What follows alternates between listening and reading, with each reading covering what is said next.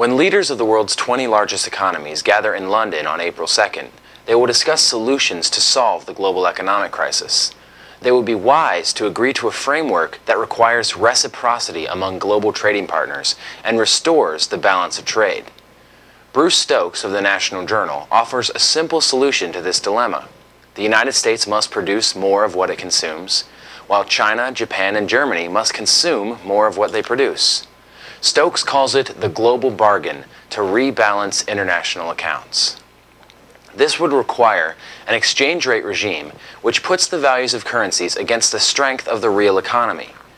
Right now, China has the world's third largest economy and perhaps the most promising one. Yet its currency, the yuan, is wildly undervalued. This undervaluing is leading the economic growth in China because it is pegged to be lower than everyone else. In the new system, China would have to agree that stability and equality are more important to them than merely being a big fish in a small pond. If this doesn't happen, another large-scale market correction and economic crisis would be an almost certain event. The world's markets are correcting violently because there is so much imbalance at the top. In 2007, the United States trade deficit represented 5.2% of its gross domestic product. The next three largest economies, China, Germany, and Japan, ran trade surpluses of 11.4%, 7.6%, and 4.8%, respectively. That is an unsustainable trade relationship, and not just for the United States. In the recent past, those countries holding trade surpluses have dumped their excess cash into the largely unregulated American stock markets. They've done this to gain short-term profits. But as evidenced by the economic crisis, that turned out to be an utter disaster. Those countries who dumped their cash into the U.S. now stand to lose all of their investment. As Stokes put it, U.S. borrowers created exotic financial products to entice deep-pocketed foreign lenders to part with their money.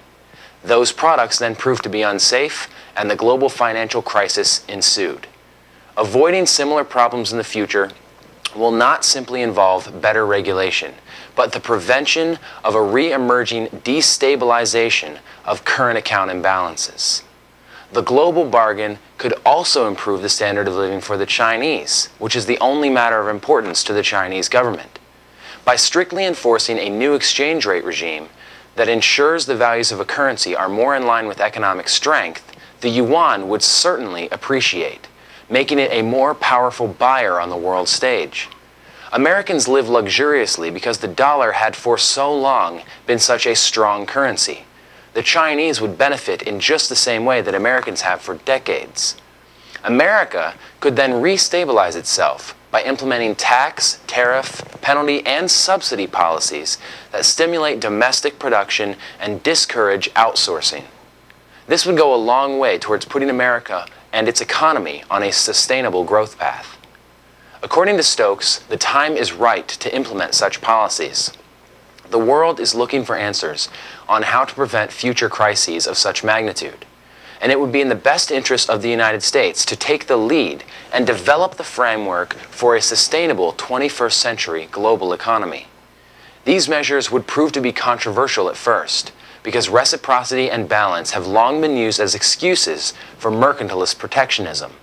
They would also be controversial because most countries would rather win than help anyone else. But the ability to maintain stability is more important than winning the international game or siphoning benefits off for yourself.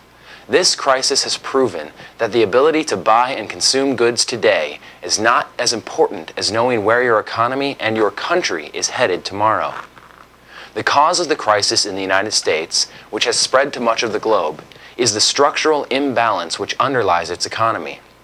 The competition among international players has led to the destruction of some of those players, particularly the United States. If we want to avoid these same problems in the future, we need to do something to end this vicious cycle. On behalf of concerned citizens, I'm Craig Carrington.